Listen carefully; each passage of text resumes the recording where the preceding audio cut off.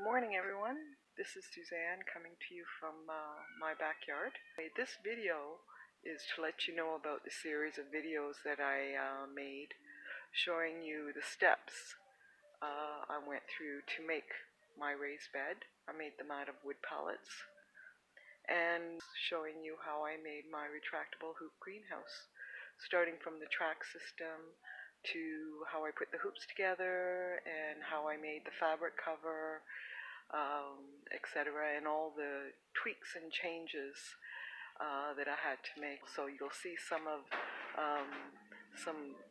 not mistakes, but improvements that I made along the way. If you haven't subscribed to my channel, please do so. There's probably going to be some more videos coming your way, and I hope you enjoy the video series I created.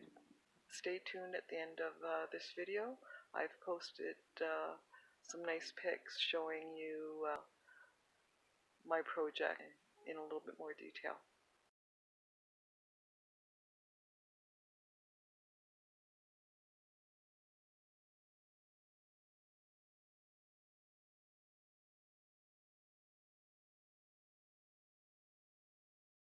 Thanks for watching.